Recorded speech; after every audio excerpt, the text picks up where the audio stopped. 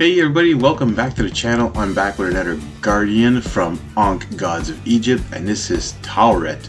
She's the goddess of childbirth, as well as the mother to Osiris and Ra. A little history for you there, folks. Alright, we're going to start off with some Sturge Tan. It's a unique color to D&D's paint line, and we're going to be doing this for the front end of this hippo.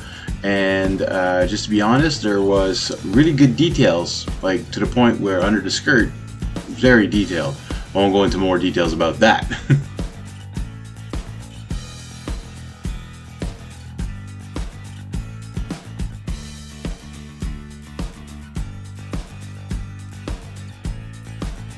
Alright, the next color we're going to be using is Mutant Hue. This is a very light purple, kind of like a flesh color, which is perfect for this hippo that I wanted because it has like a bluish purple skin, and so this is going to be for the rest of the hippopotamus part of this miniature.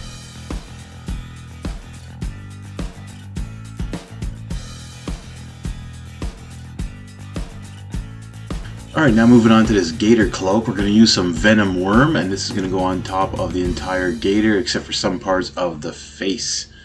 This paint is a little shinier, so maybe I should put an anti-shine gloss on this, but I don't have that yet.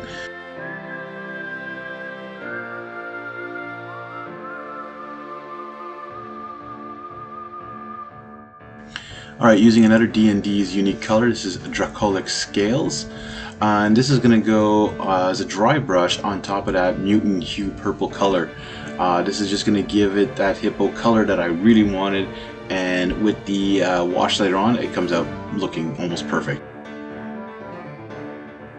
Now to do her tongue, we're going to be using some wasteland soil. However, I didn't shake it up properly, so I fixed that off camera and come back and repaint it later on. Now we're going to do a dry brush of scaly hide just on top of the gator skin to be able to give it a little bit more depth to it when we put the wash on later on. Now we're doing all her gold trimmings with some bright gold. Yeah, we're going to use this on all the like decorative stuff she has, the jewelry, as well as some parts of her scepter.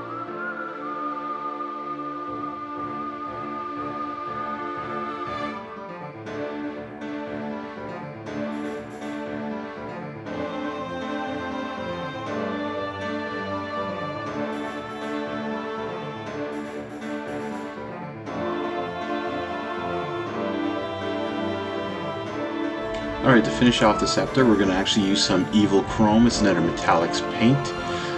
This is going to go over the entirety of the rest of the scepter, like I mentioned. Very nice, dark, not too dark, but like very shiny, like almost brown color. Really cool, actually. It kind of gives a good scaling to this gator scepter. Pretty cool.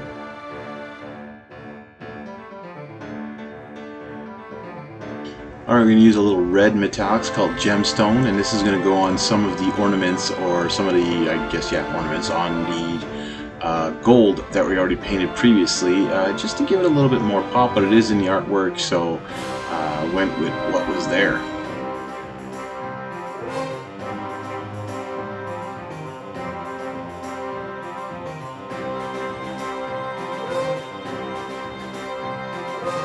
Alright, now we're going to use a green metallics, which is glitter green, and this is going to be for the eyes on the scepter, as well as a couple more spots on her jewelry. And then we're moving on to the washes, and we're starting off with a strong tone on the carapace, or the skin of the crocodile, and this is going to give it that brown hue that the artwork is showing as well.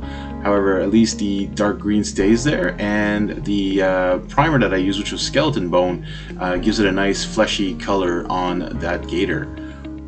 Then, of course, we're moving on to everyone's favorite shade, which is Nuln Oil.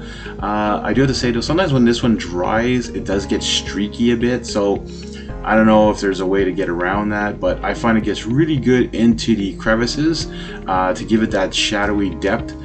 So I put this on the entirety of the hippo itself, and to get this miniature ready for the table.